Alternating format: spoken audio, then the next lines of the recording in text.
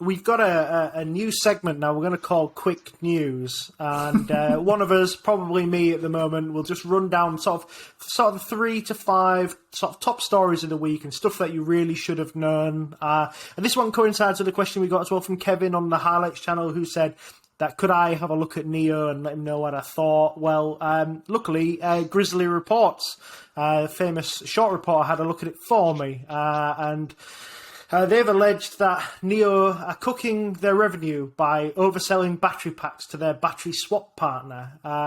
So yeah, I had a look at it, and yeah, I had a look through inventory and everything, and the evidence is definitely there. So just so you know, NIO split into 2 businesses. So there is NIO and there is Wuhan Weining, and they buy the battery packs and they supply the battery swap technology. So these things are back-to-back ordered. So if you buy one car from NIO, Weining buy one battery, because there's no need for any other amount of batteries to be in circulation. There's just no need. There's no point just stashing batteries around waiting for people. It just needs to be a one-to-one swap. So yeah, it looks like NIO sold them 22,000 more batteries than they actually needed, which is weird because this battery swap, it's cool technology, but the utilization rates on it are really, really poor. So looking at what's happened with NIO, they've received about 1 billion RMB on the sly, which has padded out the top and bottom line a bit.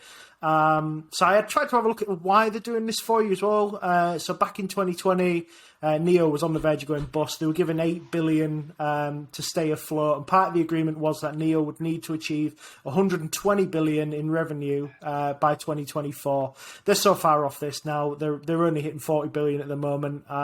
Even with the dodginess, they're miles off.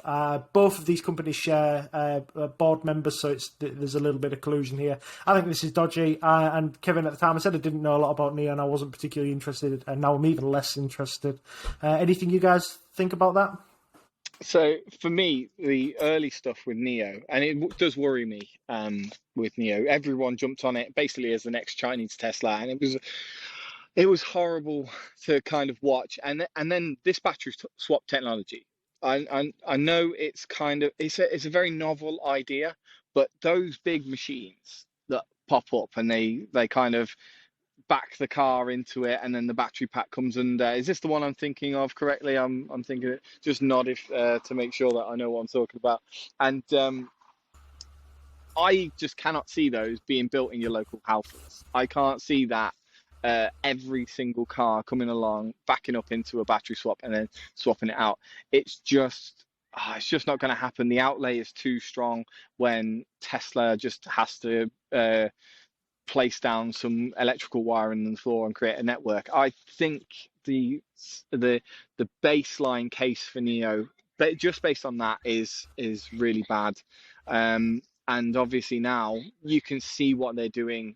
I did read a bit of the report, probably not as much as you did, but the fact that it was they've oversold their batteries just shows that they are trying to tread water here, and they are sinking, and I'm scared. I'd be very scared as an investor there. Sometimes when I look at a short report and the stock starts going down, like NIO has been, I start thinking, well, look, it's possible to overreact to stuff when you hear bad news. It doesn't have to be a short report. It can just be news about earnings or news about personnel changing and so on and so forth. This doesn't, to me, feel like that kind of case. It feels to me like there's a real problem here. And sometimes with a stock, I start thinking, well, look, the news is bad here. This earnings report is bad, and there's no two ways about that. But I would be okay with, I can soak up that bad news at this price. And I can't think what price would cause me to start taking an interest in NIO here. So it sort of feels to me like short reports are a bit of a mixed bag, really. And Steve and I just ignore them, basically, because Steve and I got done on an M-phase one that turned out to be rubbish. Stock started going down. I think probably fair to say both of us panic sold a little bit and just call that one what it is. And yeah, since then, I mean, that is, I guess, one of the advantages of going for bigger blue chip things that we don't often talk about. You're unlikely to get massively outed by a short seller in a certain way. There tends to be better visibility around these things. And this isn't like the Nanox one where they were saying like they made up loads of addresses and there was people invested that weren't and things like that, and just kind of making up a narrative. It's not like that one. It's not like there was Workhorse, was it Workhorse or the other one, which which was kind of bad, but it didn't explain exactly what the problem was. This is a lot more like a Nikola one. This is a lot more like we found trucks rolling down the hill here. That's what this one feels more like as far as short reports go. I don't know the accreditation of the company. I don't know how good they are, but they've all got stupid names, haven't they? Like I said, I was worried before, but this is just even worse. Well, this is particularly bad because NIO have confirmed they've only got X amount of customers on their battery swap system. So it's strange that you then would look at the inventory that's posed on Wuhan Winning's balance sheet, and the inventory is massively raised. There's just no reason for it to be like that. But anyway, it's quick news, so I'll move us on.